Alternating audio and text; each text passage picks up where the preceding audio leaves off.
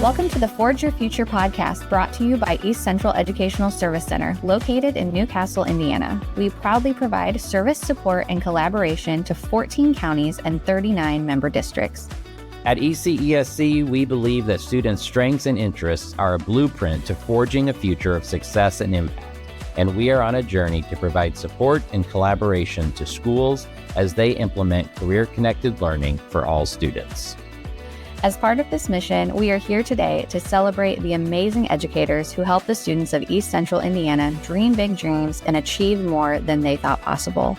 Their work inspires us each day, and we want to lift up their stories and the stories of the students they are impacting and serving. My name is Lindsay Lovern, Instructional Specialist at ECESC, and I am joined today by a new co-host for us, Laura Wilson. Laura has been with the Service Center since 2023 and has taken on a new role for us starting this summer. Laura, say hello and tell us a little bit about you and what you do. All right. Thank you, Lindsay. I'm Laura Wilson. I spent the first part of my career in Northern Indiana teaching elementary and then also middle school.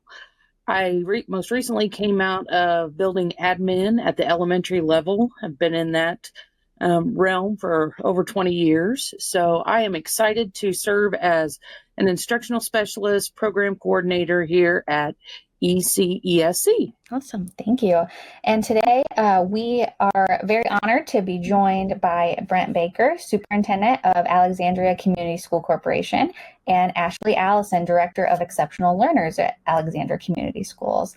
So they're both new to their district this year. So I've been on the job about 23 days exactly of this recording, and they're excited to share about the great things going on at their district. So welcome, Brent, and welcome, Ashleigh. Thank you. Brent and Ashleigh, if each of you would tell us a little bit about your backgrounds in education. Good. Yes, so I am coming to Alexandria. I just recently got my building level administrator license, and my background has been in special ed. I have a mild interventions license in the elementary setting, teaching elementary, and then I really love reading. And I've done some research and some different professional development and some work in Gillingham and some of the science of reading. So I'm excited to be in Alexandria and work alongside our amazing special education teams. Yeah, that's awesome. Those are some huge topics right now. All right. How about you, Brent? Tell us a little bit about your background. Yep. So I was an elementary education major and taught fifth grade for about 9 years before becoming a building administrator. And I think I've been an administrator since 2009, either building administrator or central office administrator. I've been an administrator at the middle school level as an assistant principal, elementary level as a principal, and high school level as a principal. My last 2 years I spent with Richmond Community Schools and had the opportunity to be in central office and really got a ton of experience that helped prepare me for this job. So that is, my professional background. Of course, today we're wanting to, lift up Alexandria Community School Corporation and the great things going on. So tell us a little bit about your school, some background information there. Where are you located? Who are your students? What are you all about? Yeah, so we are located in the northeast corner of Madison County. We have, I'm not sure, 1,400 to 1,500 students, but we are lucky enough to just have two buildings, a K through 6 building or preschool through 6 building, and then a 7 through 12 building that are on the same campus.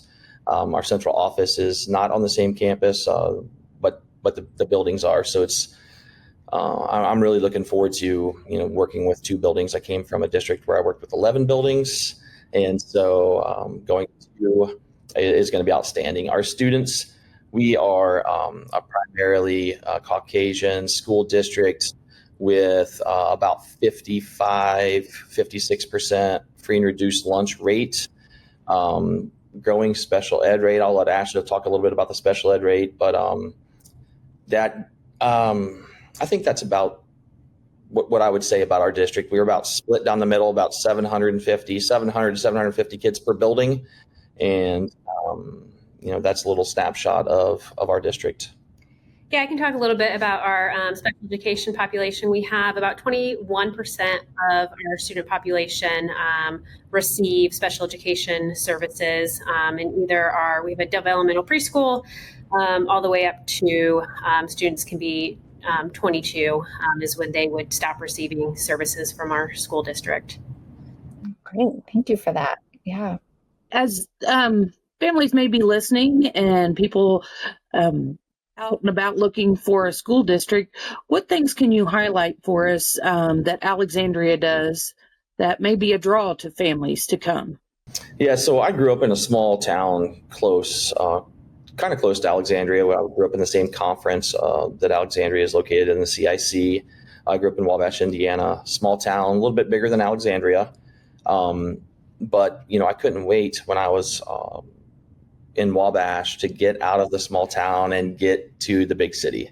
And once you experience that and maybe have kids, you're done with the big city and when you get back to the small town. So Alexandria is a phenomenal little small town with a ton of pride. Beautiful downtown. We have the Madison County 4-H fairgrounds are located in Alexandria. So we have the Madison County 4-H fair going on right now. Alexandria is a town that supports itself. We have a ton of people in the district, a ton of businesses in the district, just community members that love to chip in and support our school system.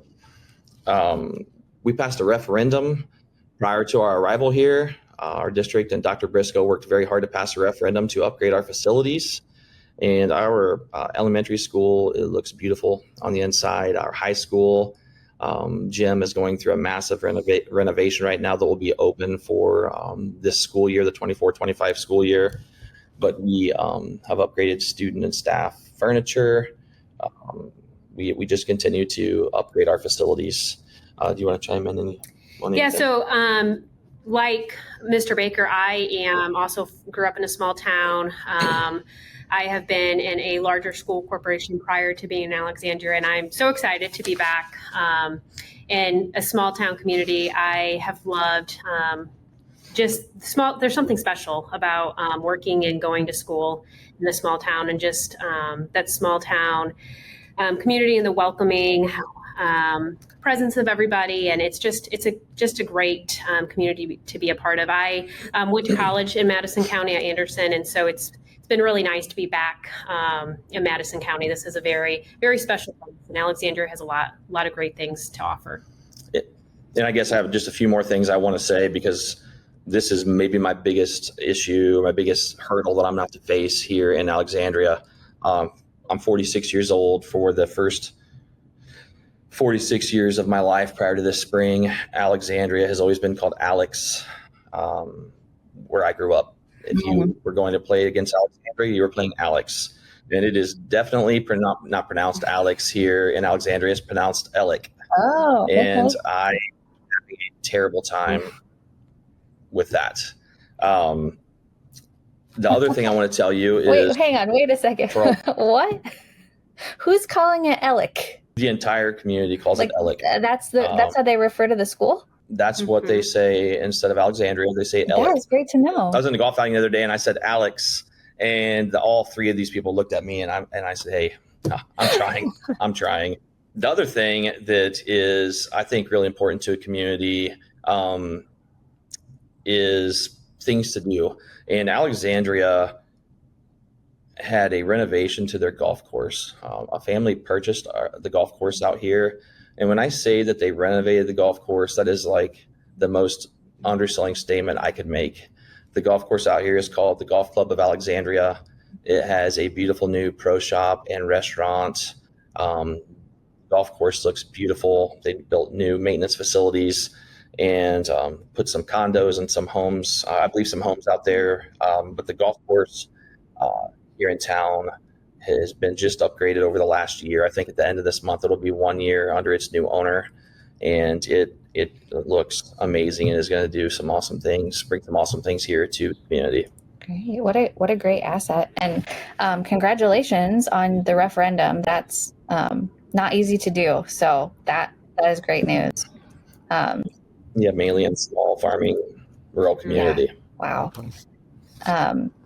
And we would definitely be remiss if we didn't, in that moment, also shout out Dr. Briscoe, your predecessor. She was on the board for the service center up until her retirement this summer. So we're definitely grateful for the wisdom and the support that she provided to us over the years. She was definitely involved as a board member. So thank you, Dr. Briscoe. Well, we are grateful. We're grateful for her wisdom and assistance too, because it's we have a lot of email and text communication with her. Good. Yeah. For all the little surprises, like you didn't know you were coming into a language barrier. Correct. I'm still like tickled by that. That I cannot overcome. And Ashleigh, you're an AU graduate. Is that what you said? Yeah, I am. Me too. Soar, Raven, soar. So we can move on a little bit. Are there any other, initiatives or programs going on within your school right now that you specifically want to highlight? I would like to talk about our pathways at the high school. Yeah. Alexandria High School was the first high school in the state to provide an apprenticeship program for students seeking to further their education in the field of medicine or in the medical field. And so when you come to Alexandria High School, you can get your CNA before you graduate. And our pathways are pathways that are, I think, very interesting to our students, but not only interesting to our students, they kind of meet the needs of, what's going on in the world today. So we have a CNA pathway that works with Essential Health, with a local organization or company that works with nursing homes. We have a teaching pathway, which all the education, all the school districts out here in the state and the country know that finding teachers is difficult. So there we have a teaching pathway where we partner with IU Kokomo. Awesome. We have a manufacturing pathway with a company in Alexandria called D1, and then also a company in Anderson called Perfecto. And both of those are machine shops. We also have a culinary pathway that we are working to finalize a deal right now with Chartwell's, our lunch and breakfast supplier, and they run our cafeterias. I've worked with Chartwell's for about a decade. They have been amazing to work with. And then the last pathway is we have a cybersecurity pathway that we partner with Anderson University. So I think those pathways will help lead our students, I guess, toward a pathway of success. Yeah, it sounds like you have a lot of diverse options that students can pick from. Yeah, yeah, I think very, very appealing options. Yes. Yeah. Well, and the fact that your medical is, they can achieve their CNA, and it's also an apprenticeship. That is, hugely beneficial, and I think maybe even a competitive edge for you guys. I don't know the dynamics there, but that's fantastic. Yeah, I think it is outstanding. If you would take a moment to share with us an example of a recent student success that highlights your mission and vision there at Alexandria. For sure. So we had a student, Seth Chester was our valedictorian, and he was only one of two seniors that was named a Lilly Scholar in 2024. And so that award is going to allow Seth tuition for 4 years at Rose-Hulman, where he'll be studying in engineering. So he's definitely a student that Alec is very, very proud of his accomplishments. Okay, so on the flip side of that, we understand that in East Central Indiana, we have students facing a lot of challenges as well as successes. So what do you see as the most significant challenge facing your students, and how is Alec working to address those challenges? I think one of the challenges that we have in a lot of districts throughout the state have, if you read the recent release of the SAT scores and iLearn scores, is a continual decrease in iLearn performance statewide, and then a decrease in SAT performance. And I don't want to get on the SAT part of it right now, but I want to get on the iLearn part of it. And so I'm going to use 8th grade math for an example. I think that the state really needs to look at what the iLearn assessment looks like for our students. They want this rigorous assessment, and that's fine. We need a rigorous assessment. However, when you come to school for 180 days as a student, and the teacher has those students for 180 days, and you work every day as an 8th grade math teacher on preparing your students for this assessment. You take tests to prepare for the assessment. You teach the assessment. Nobody wants to admit that, but everybody that scores well will tell you that they're teaching to the assessment. So you do all of that to prepare for an assessment that the state average is 31%. So coming to work every day as a student, as a teacher, to give an assessment at the end of the school year where the state average passing percentage is 31%. That's demoralizing to your students. That's demoralizing to your staff.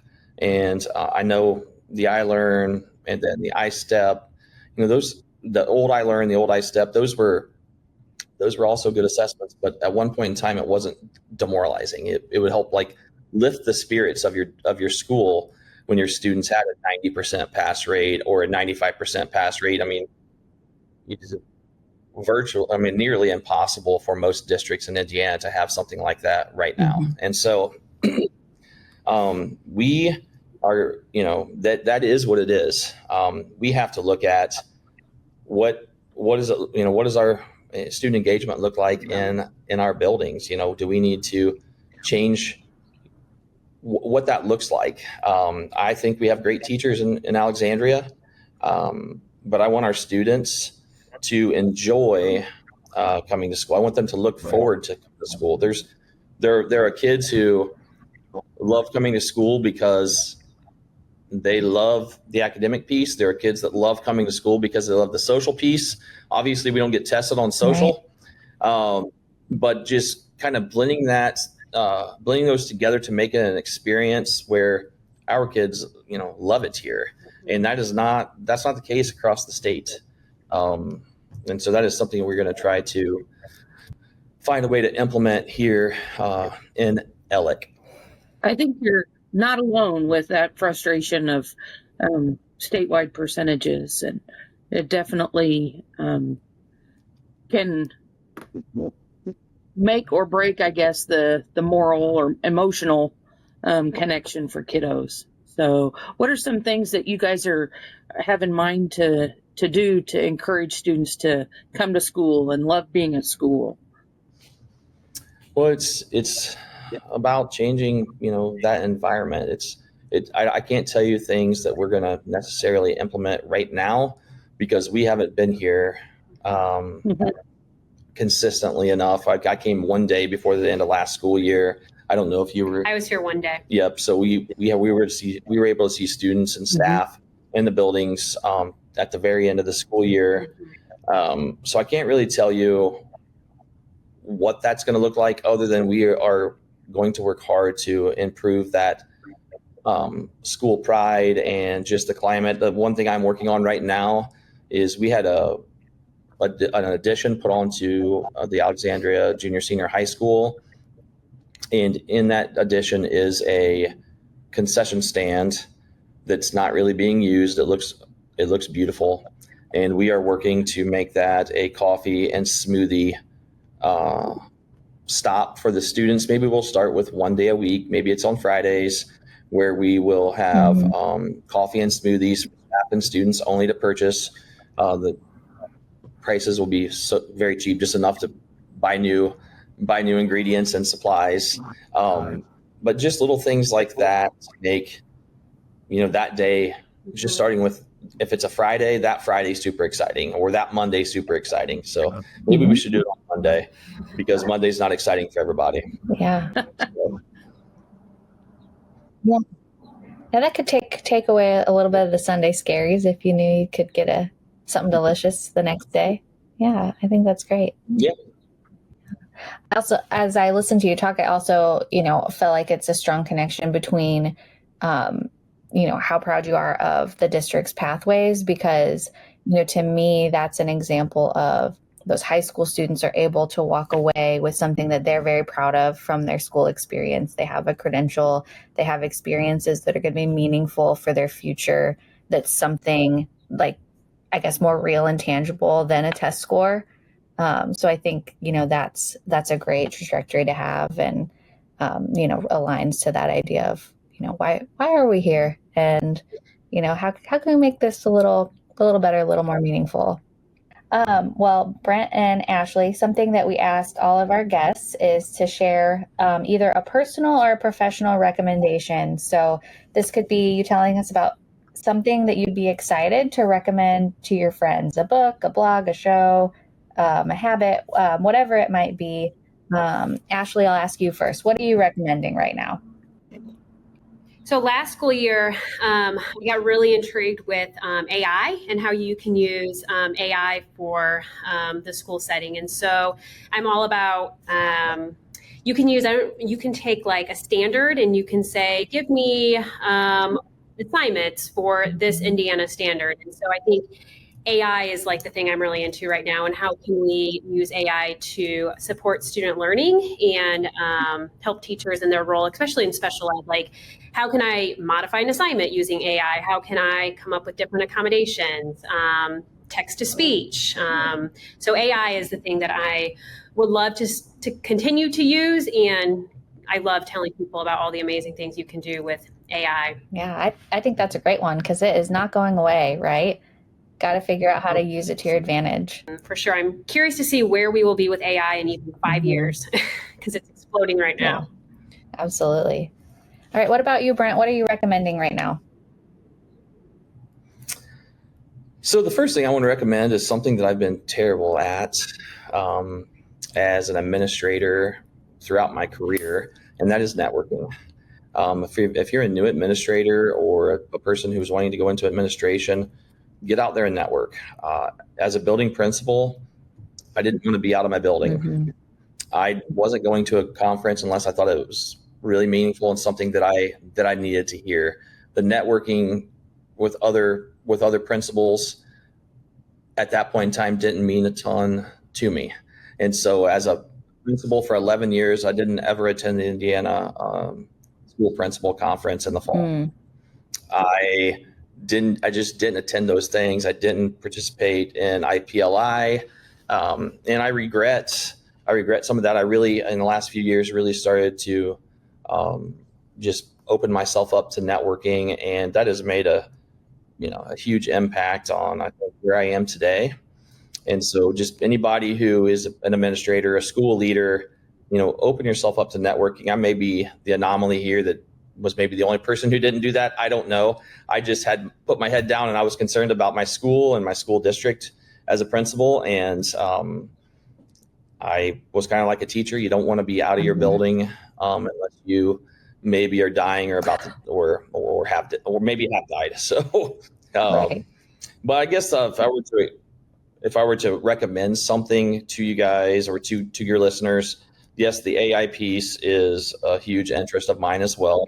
But I won't say I read a book in the spring. I had the book read to me. It was an audio book, and it is called Extreme Ownership. And it is written by two Navy SEALs, Jocko Willink and Leif Babin. And my administrators are going to hear me reference this book a lot this school year. But the premise of the book is something that I've always believed in, but I didn't know how to say it. Mm-hmm. And the premise of the book is there's no such thing as bad teams, only bad leaders. And, as a leader, if, I've heard superintendents speak. I had a superintendent that spoke in a course, in one of my courses when I was getting my superintendent's license. And he just went on and on and on about how his board was upset with him because this, just thing after thing was happening in his district. And he didn't want anything to do with taking responsibility for that. Mm-hmm. And there are things you can control and things you can't, but when that stuff continuously happens in your district, that's a leadership problem, not maybe an individual person, a problem with an individual person. So no bad teams, only bad leaders. And then another big quote in that book is, as a leader, it's not what you preach, it's what you tolerate. Mm-hmm. And when you're a leader and you tolerate so many things that shouldn't be happening, and the teachers see that's where you kind of create a divide in your district or within your buildings. So I would say that book, Extreme Ownership, is something I would recommend. Yeah, thank you. Yeah, great recommendation. And it can it's an audiobook as well, which I think a lot of us that have busy lives sometimes lean on. I know I do. And it still counts, right? Like a special ed teacher backed me up on like great for vocabulary building. It all counts, right? You read a book. For sure, yeah. It counts as well. Book reading. Yeah. Yep. Okay. Well, thank you so much for participating in our conversation today. We're really excited to share this with our listeners and let them learn more about ALEC. I'm going to be like throwing that around the office now. Like that's just like I learned something new today. Hey, I know that if I don't correct you, it's ALEC, not ALEC. ALEC. Oh, see, gosh, that's tough. Yeah. ALEC. So, I know it's tough. When I got offered this position, somebody said to me, make sure it's ALEC. It's not ALEC. or Alex. Right. ALEC. Thank you for listening to the Forge Your Future podcast. We hope that this glimpse into the bright future of East Central Indiana inspires you and brings you hope. We have the privilege to work with these future makers every day and want to share their stories throughout Indiana and beyond. If you enjoyed today's podcast, please share it with your circle and let's keep the conversation going. You can connect with us on LinkedIn, Facebook, X, and on our website. Until next time, remember that your strengths and interests are a blueprint to your future of success and impact.